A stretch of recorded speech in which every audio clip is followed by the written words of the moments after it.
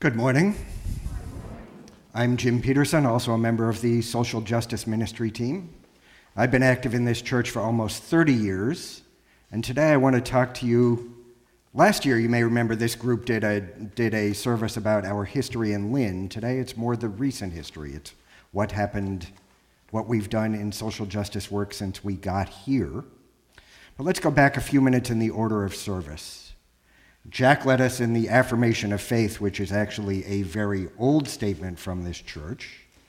And there are some people, I think especially in this part of the congregation, who may remember these hymnals with the sticker in the front that had that affirmation of faith. So we've been doing this for many years. We may sometimes read through it fast without thinking about each word as we say it. But let's really look at a couple parts of how in that statement we identify our church.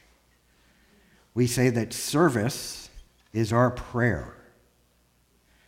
Webster defines prayer as a devout petition to God.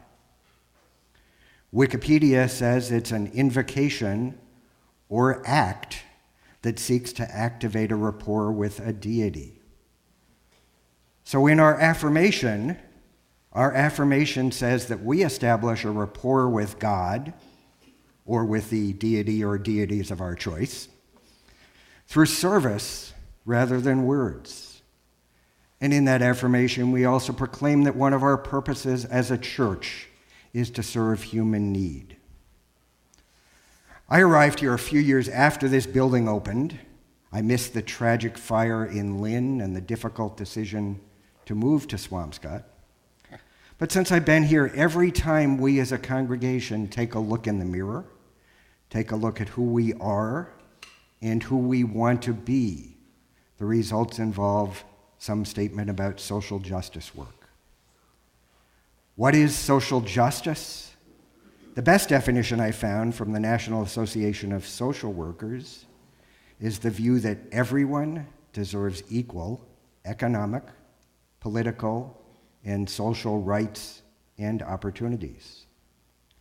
When the Social Justice Ministry team, most of which is sitting over here today, had a retreat a few weeks ago, we looked at all the social justice work being done in this congregation, not just by our team, but by other groups as well. We see work being done by the Green Sanctuary and Global Congregation and Faith Development Ministry teams, the UU Women of Greater Lynn, the two youth groups, YRUU and the Frozen Pickles, the Grant Committee, and many others. For now, I just want to look at the last 20 years. I've been looking at old annual reports and look at how we as a congregation define ourselves, and when we look at where we are and where we want to go, what we have said.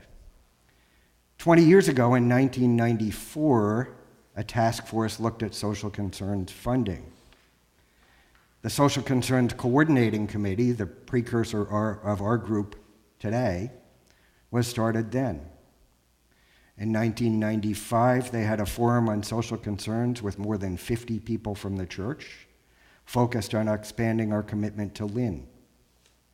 That year at the annual meeting, the congregation voted to set aside a portion of our endowment income for social concerns projects, and that's still the source of the funding of this group's work. In 1998, the congregation adopted a statement of purpose, which said, among other things, that we gather as a religious community to engage social issues. In 2002, we had an all-congregation process called DASAP, Discerning and Setting Annual Priorities, which resulted in two decisions, one to establish a partnership with the Washington Square Residence for Women in Lynn, and to pursue certification as a welcoming congregation. And the next year, in 2003, we were certified by the UUA as a welcoming congregation, affirming our commitment to people of all sexual orientations. In 2004, a long-term planning group called the Softies, Securing Our Future Together Task Force, identified as a priority the congregation's commitment to social issues within the Greater Lynn area. Also in 2004, we began to take special collections for relief efforts from the Asian tsunami. That was the initial, and that has continued until today in our monthly special collections for charity. January 2005, we had an all-congregation meeting to set priorities and determine the mission of the church.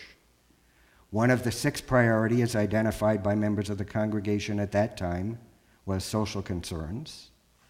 And our mission statement adopted that spring, and still in effect today, says, in part, we're a welcoming congregation committed to diversity, social justice, and serving the greater community.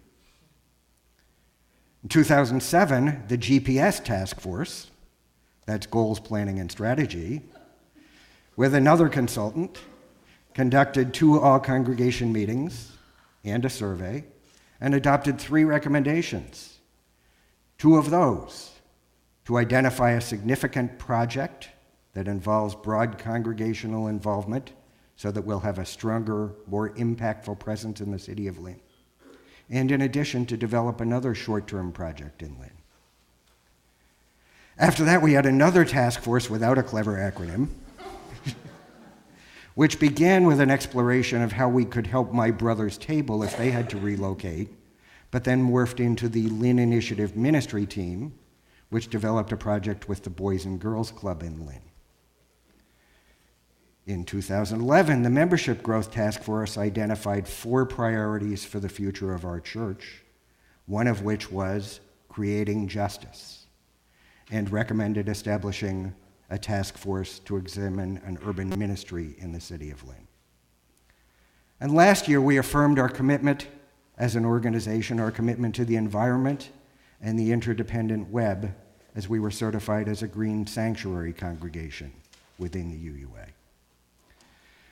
Since the government change in 2011, the Board of Trustees adopts an annual vision of ministry, each year identifying 3 priorities in the ministry of the church. For 2009 through 2010, that included determining the feasibility of UUCGL establishing a presence in the city of Lynn. For the next 2 years, the board said we would continue to develop a presence in the city of Lynn while improving personal and institutional relationships. The next year, 2012 through 2013, the vision of ministry committed to fulfillment of the Membership Growth Task Force report and improving outreach efforts and service in our wider community. And the vision of ministry for last year and this year includes a challenge to engage the whole congregation in our contributions and actions in the wider communities we serve. Whenever we look in the mirror and look ahead, we see that social justice work is a big part of our congregational identity. Today, in addition to already hearing from Martha, we'll hear from 3 other members of the congregation about the work they do for the church and why they do it as Unitarian Universalists. Jeff Gunther will give us a little UU history, and Reverend Vicky will wrap up with some inspiration. Join us on the journey today and in the future.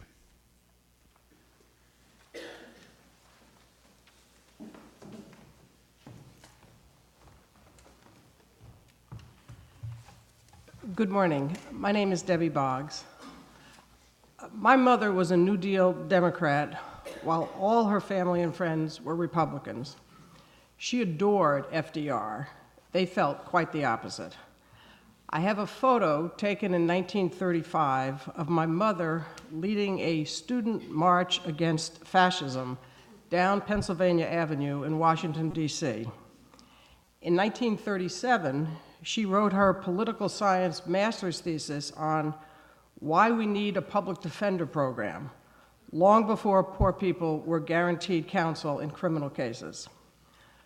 So, when asked to reflect on why I do social justice work, I, of course, thought first of my mother. It was largely her influence which led me in 1970 to enter VISTA, the Domestic Peace Corps, where I worked for a year in rural Georgia with abjectly poor but wonderfully spirited people. That year was transformative for me. While working as a legal aid lawyer in Lynn almost 35 years ago, I was drawn to the work of the Essex County Community Organization, ECHO, a North Shore interfaith organization now made up of 26 churches and temples representing 15,000 people. ECHO shares with Unitarian Universalism an unshakable belief in the inherent worth and dignity of every person. ECHO, which has long been supported generously by this church, both financially and through participation, seeks to make the voices of community people heard in the struggle for justice and equity. And make our voices heard we have done. Most of you will recall signing petitions to get an increase in the minimum wage and earned sick time on the ballot. That effort was hugely successful. Our church contributed over 1,600 signatures, and both questions were certified.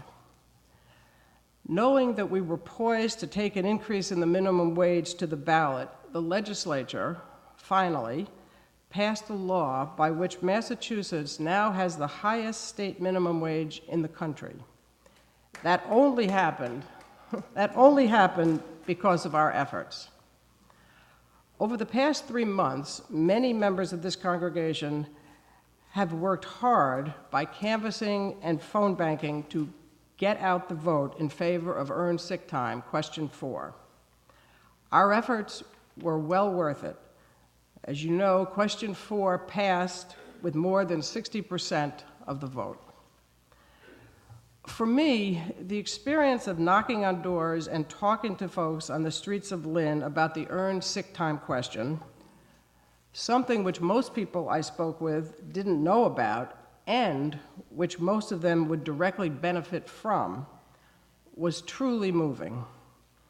It was very powerful to see a spark of happiness and hope shine through when the person I had just buttonholed on the street realized that she now had an opportunity, through her vote, to make something meaningful and good happen. More than 1 million workers in Massachusetts will directly benefit from a higher minimum wage and earned sick time benefits. That is big. This congregation, working with ECHO, helped make that possible. We have heeded the injunction to put your faith into action. There is nothing more spiritual and inspirational for me than to know that some small effort of mine, when combined with the similar efforts of others, has brought some equity and justice into the world. That is why I do social justice work, and that is why I am very happy to be a Unitarian Universalist. For those of you who missed it the first time, I'm Mary Spiropoulos. The Unitarian Universalist Women of Greater Lynn is an organization dedicated to fellowship, worship, education, service, and giving. We are affiliated with the Unitarian Universalist Women's Federation, a circle of liberal religious women and men working to advance justice for women and girls and to promote their spiritual growth. The Federation is well known for its funding programs and scholarships, as well as its advocacy on women's issues. Recent work has centered on the Hobby Lobby ruling, the Helms Amendment, the Access to Contraception for Women Service Members and Dependents Act, and the Fair Employment Protection Act. In 2013, our own UUW gave over $4,500 to various organizations, such as the Barton Center for Diabetes Education, the Lynn Shelter Association, HAWK, and the Religious Coalition for Reproductive Choice. We also awarded $3,600 in scholarship assistance. In addition, the UUWGL coordinates monthly volunteers to prepare and serve food at My Brother's Table. By the way, the sign-up sheets are located on our bulletin board behind the large table in the parish hall. We also collect and deliver groceries twice a year for the Swampscott Interfaith Food Pantry. When I asked members of the UUW why they do social justice, the unanimous reply was, "It feels good to help others." And we all agreed that we remembered some force early in our lives that urged us to touch the lives of others by seeking justice and equality for the underdog and by seeing the dignity in all people. Emanuela Minifield related that her father always said, "If you have something, give something." Janet Osborne and Sarah Drew recalled the works of the Universalist Church and being intrigued after hearing about historical groups, such as the Surgical Dressings Group, that actually knitted bandages during World War II, and the Linda Hand Group, which is still a Unitarian service organization today. Actually, now it's Unitarian Universalist. For me, service and giving were early notions acquired through the Catholic Church. I have memories of saving pennies to adopt children through some now forgotten Catholic charitable agency.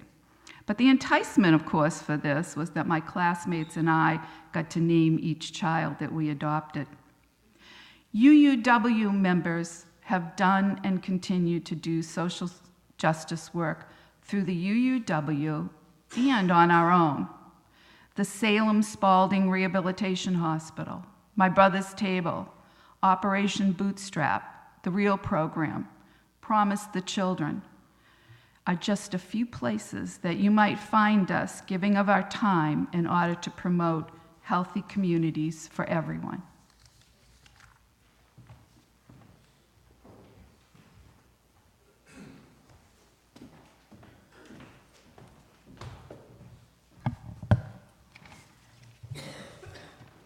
I think I was a very logical choice to take on the role of coordinating the annual holiday dinner party at My Brother's Table. This is an event that this church has held at My Brother's Table for the last 8 years. It is also the largest social justice activity of this church, and it's going to take the efforts of everyone in this sanctuary and then some to make it happen on December 20th. Plus the centerpiece making on December 13th.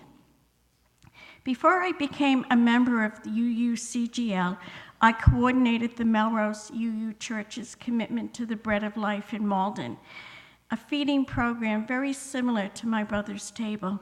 In this role that originated when I served as chair of what was then called Social Concerns, I menu planned, shopped, gathered volunteers to cook and serve, and very often did cleanup for 8 meals a year for an average of 100 guests a meal. So I did this for 17 years. So when it came time to think about taking on the My Brother's Table holiday party, I thought, what the heck? What's another 80 to 100 people? You know? Actually, I had dinner last night with Dawn Stewart, who served yesterday with the UU women at My Brother's Table, and she said that attendance now is going up to 300. So we need to do it. In Melrose, I had a mentor in doing all this work, a wonderful Universalist woman by the name of Marion James. She was a food person and taught me a great deal about quantity cooking, but she also helped me understand why we did this year after year and why we always had to do it well. Marion told me that it's the right thing to do, plain and simple. It still is the right thing to do. And this church does a party that we can be proud of. We greet people at the door. We pass out shrimp cocktail as people come in.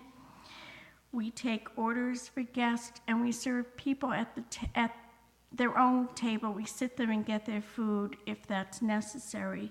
We give people as many choices as possible, a little thing but a big thing when you're going to a feeding program. We treat people as we want to be treated, with hospitality. As I've gotten older, I've lost the belief that hunger is going to be ended in my lifetime or that I'm going to have any major impact on hunger or economic inequality. But it is still the right thing to do, to feed people and to do it in a way that lets them have worth and dignity. I believe that for our faith, words are not enough. We need to make alive our affirmation that service is our prayer, and we do that at my brother's table, and we do it well.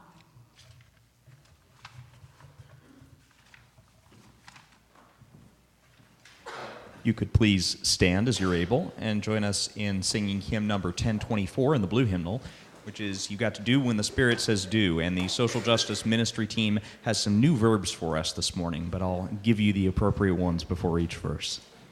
We'll start with do and finish with do.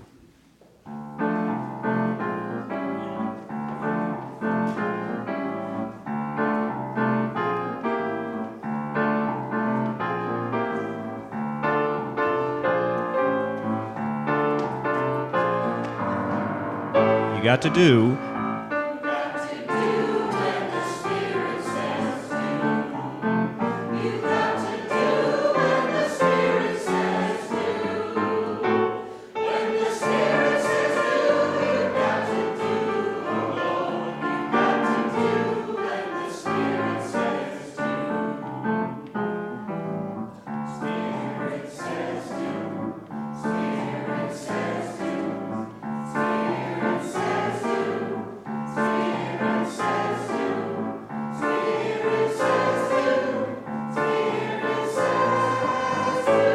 March.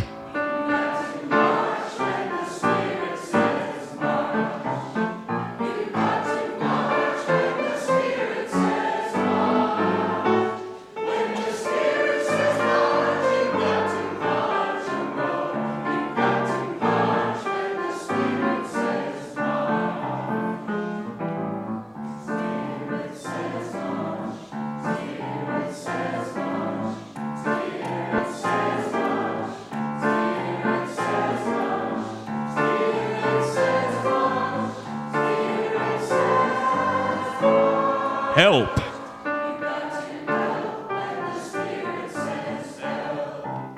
You've got to help when the Spirit says help.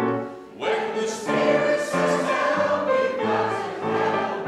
Oh, you've got to help when the Spirit says help. Spirit says help. Spirit says help. Spirit says help.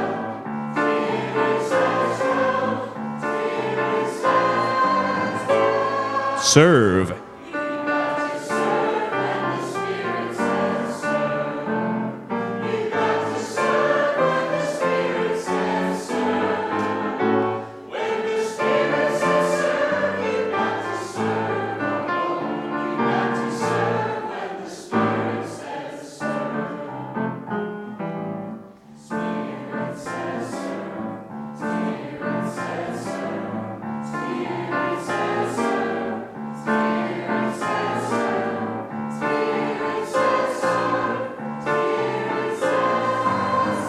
You got to do.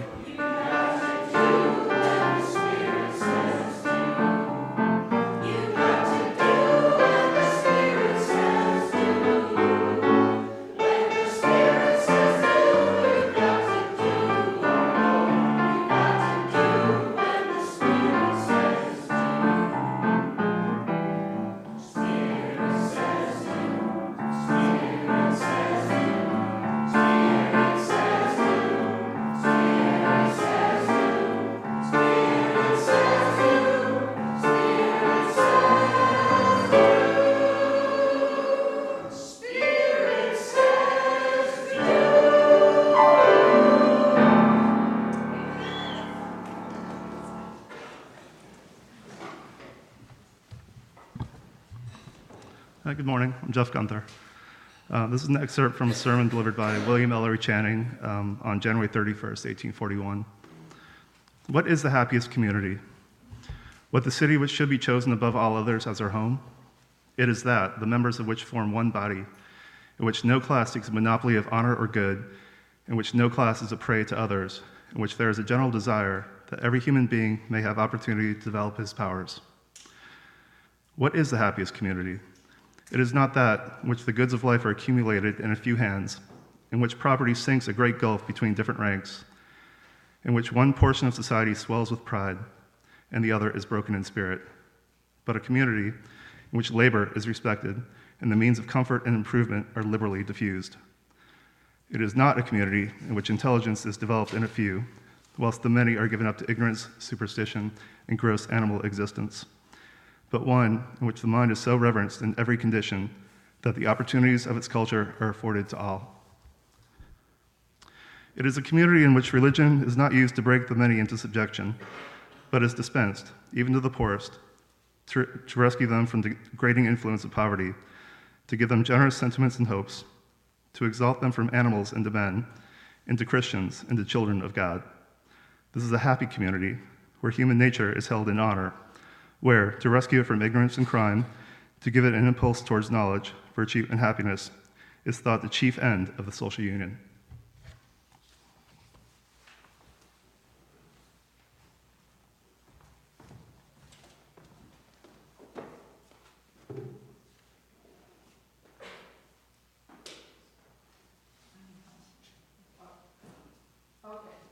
Good morning. Can you hear me? Yeah, okay, I'm Becky. Oh, thank you. Okay, I'm Becky Richardson, and I started working really in service projects for people when I was 16.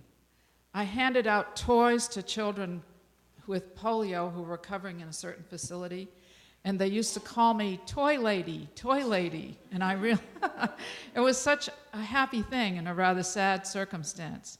When I graduated from college, I was a case manager in a hospital for people who were diagnosed with multiple sclerosis. And certainly that was a rather sad occupation. And I think through both of these things, I did feel that there was a church behind me. And as I grew older, it was the Unitarian Church, but I didn't start here. So then I got my social work degree, and I was a founding member of a home in Boston in the Back Bay known as Hale Barnard, and we care for older people and also older and disabled people. And I worked there for about 15 years as the manager. Then it got a little too close to home. So I decided to return to children, remembering what fun it was to be the toy lady. And that led to starting Promise the Children, which was a program initiated by the Service Committee with the March in Washington. And that was for children. We do need to have another one today. And Promise the Children today is an organization that recruits volunteers.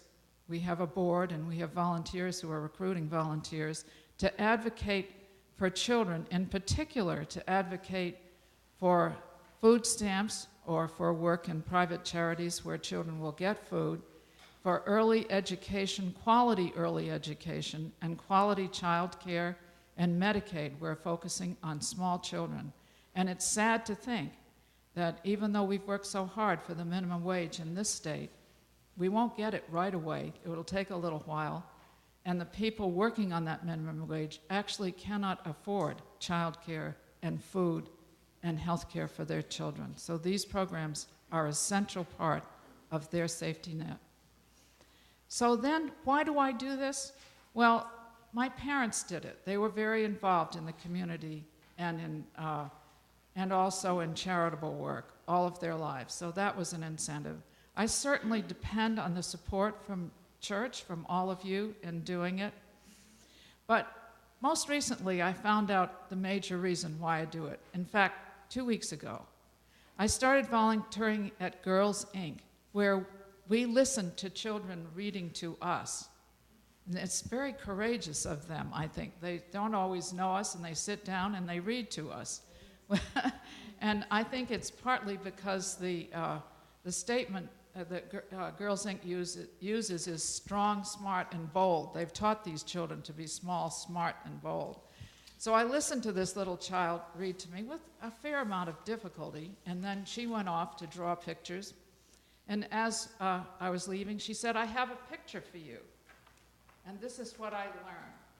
This picture says love.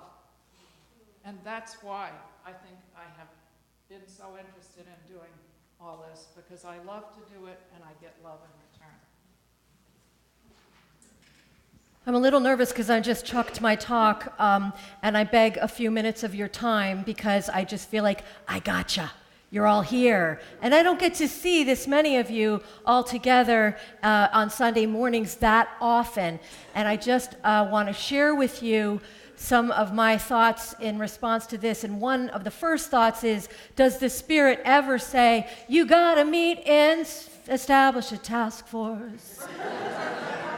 You gotta establish another task force. No more task forces for a while, okay? Because this church, thank you. You have had, I don't know how many studies and task forces and committees to meet to decide who you want to be. You know who you are, and you know who you want to be, and you are being it. Okay, how many of you are serving on some kind of ministry team or committee right now? Okay. How many of you have recently served on a committee or task force or ministry team? Okay, if you're not right now. Do you know how big this congregation is? About 165, 155 members. Linda, am I right? Correct. We are involved in Girls Inc., a ministry to girls in the city of Lynn. We are involved in My Brother's Table in the city of Lynn, feeding people who are hungry. We are involved in Promise the Children, in the Essex community, Essex County Community Organizing, ECHO. We are the congregation that contributes the most financially, and we are a congregation at this size that is extremely involved in terms of people, power, and presence, particularly, and I had to lift her up right now, Debbie Boggs, who has been central. In fact, I want to lift up all these individuals who are quietly behind the scenes that we see here on Sunday mornings, really putting their passion and their guts and their time and their energy out there for the church. And so there they are. You've heard from them this morning. And so many of you are bringing your values into the world as Unitarian Universalists. Unitarian Universalists, I remember standing on the street in Baltimore, Maryland, in front of a Planned Parenthood clinic in the late 1990s, and we were doing what was called a peaceful presence, just showing up to support those women who were going into Planned Parenthood, being harassed by religious conservatives and anti-choice folks who were yelling at them, "Don't kill your baby," and that kind of thing. We were simply standing quietly to support them as they went in, maybe to terminate a pregnancy, maybe just for a physical, maybe just to get a breast cancer screening, maybe just to get birth control. And this priest was there, and he and I were chatting, and he said, "God, there are so many Unitarian Universalists here today, and you're such a small denomination." And I said, "Oh, I know." And he said, "The thing is, God love the Unitarian Universalists. They always show up. The problem is they never know why."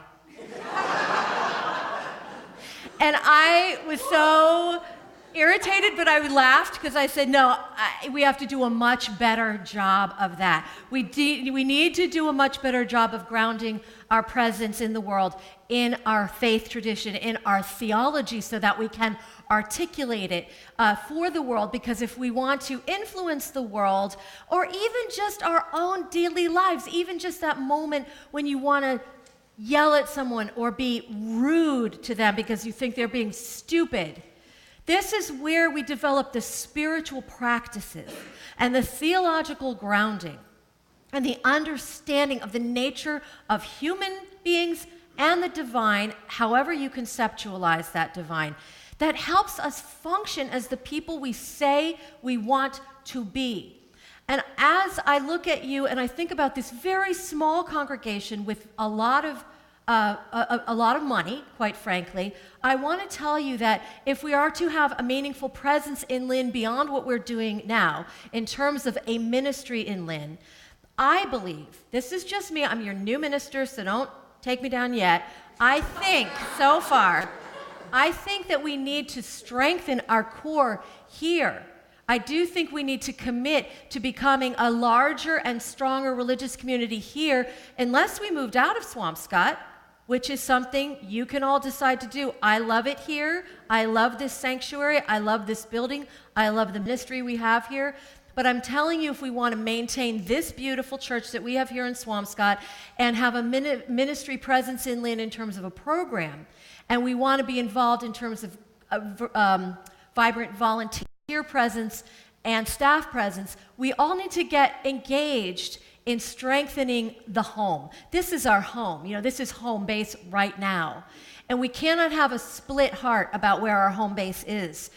So I believe we are a suburban church with an urban mission. Our mission, as you have heard through all those task forces that Jim named, 1990 this, 1990 that, 2000 this, 2000 that, another task force with another cute name. We want to be in Lynn. We do, but we need to be here. And we need to be committed to strengthening the community here so that we can better live out who we say we want to be everywhere.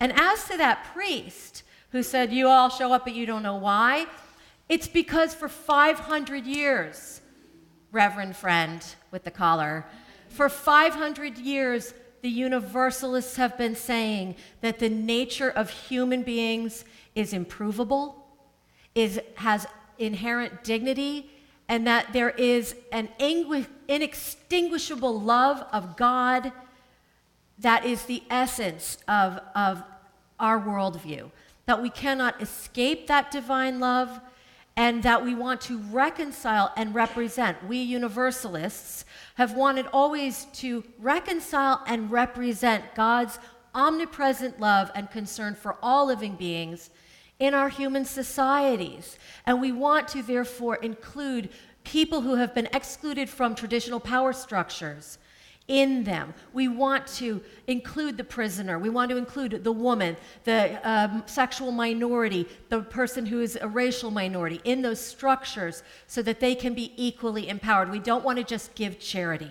We want to be in solidarity with them as equal in the eyes of God.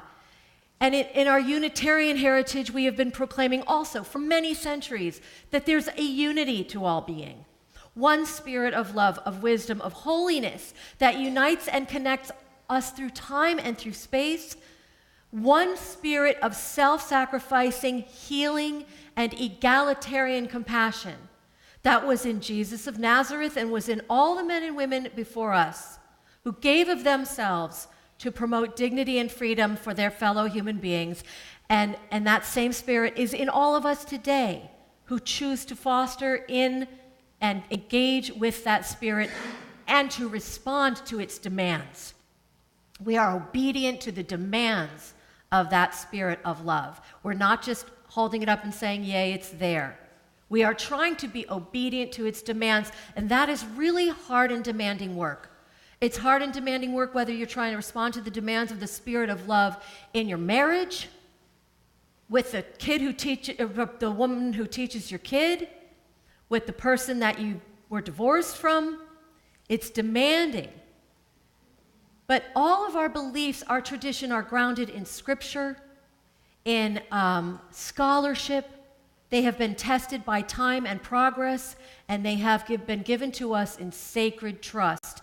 So when we go out into the world to try to build that world they envisioned, and which we hope for and yearn for ourselves, I want us to remember that this is where we come back to strengthen that belief, to understand it yet more deeply week after week and through every encounter we have with each other. Because as I wrote in the newsletter this week or this month, it isn't just that we do things that are important. It's the spirit in which we do them that matters just as much as what we actually accomplish. That's why it's slow. That's why it's hard. Because the process and the kindness, compassion, forbearance, and fellowship of that process is just as important than what we actually accomplish. If we accomplish, we can feed the hungry, we can do all the kinds of things. But if we're not grounded in our spiritual practices that are mature and wise and just and fair, those things that we cultivate here, It's, as Paul said, a noisy gong and a clanging cymbal. So thank you for listening to that. It was a lot, and we'll talk more about this as we move forward. I would like us to eventually become people of whom are said, God bless the Unitarian Universalists. They always show up, and they always know exactly why. Thank you. And thank you all so much for your testimonials and your service, your prayers. Closing words from President Abraham Lincoln. When I do good, I feel good. When I do bad, I feel bad. That's my religion. Mindful of our highest aspirations, bound by faith and purpose, let us walk together in an unending quest for dignity, justice, and love. And the people say, Amen.